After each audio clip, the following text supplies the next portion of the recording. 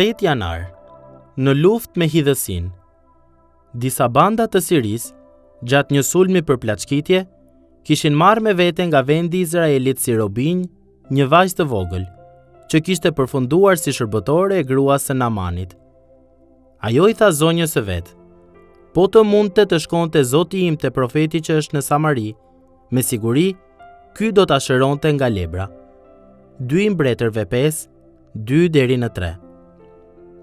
Vuajtja në vetvete nuk e çon një person në një marrëdhënie më të thellë me Perëndin. Ashtu si ata që e dëgjojnë fjalën e Perëndis, por nuk reagojnë ndaj saj me besim, edhe vuajtja e shkëputur nga besimi dhe shpresa do të na hidhërojë në të vërtetë, ndërkohë që zemrat tona do të ngurtësohen në vend që të bëhen më të buta ndaj Perëndis. Me fjalë të tjera, vuajtja ose do të na bëjë të vrapojmë drejt Perëndis, ose të largohemi prej tij. Në mes të sprovave, duhet të pyesim veten: apo më bën kjo sprovë të hidhur dhe të pandjeshëm, apo po më bën të dashur dhe të butë? Në mes të librit të 2 të Mbretërve, mes historive të monarkëve dhe profetëve, gjejmë një tablo të jashtëzakonshme butësie dhe përullësie përballë dhimbjes së madhe të zemrës, në shembullin e një vajze të vogël izraelite. Sirianët e kishin zënë robinj këtë vajzë të re gjatë një plaçkitjeje.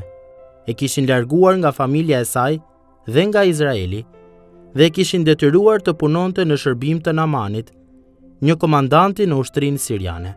Ç'të tragjedi e paimagjinueshme për një fëmijë të vogël dhe për familjen e saj. Megjithatë, në mes të vuajtjes së saj të madhe, dalloi një copës të zemrës së saj të dhemshur. Kur mësoi se zotëria e saj vuante nga lebra, kjo vajzë i tregoi gruas së Namanit se si mund të shërohej ai. Nëse ajo do të kishte lejuar të hidhërohej, atëherë, kur fjala u përhap në shtëpi se i zoti i saj ishte i sëmur, ajo mund të kishte dalë në përfundimin. E po, sigurisht që e meriton. Por ajo nuk veproi kështu. Ajo donte më të mirën për armikun e saj, në vend që të shpresonte për më të keqen. Kjo është e jashtëzakonshme. Si mund ta bënte ajo këtë gjë? Sepse me sa duket, përballë zbrazëtisë së saj dhe trishtimit të ndarjes nga familja e saj, ajo ishte kthyer vazhdimisht te Perëndia i saj i dashur dhe te premtimet e tij. Ndërsa udhëtojmë përmes vuajtjes sonë dhe ndërsa kërkojmë të shërbejmë atyre që janë në mundim të thellë, nuk duhet të harrojmë të kultivojmë një zemër të butë dhe të hapur. A do të jetë lehtë? Kurse si.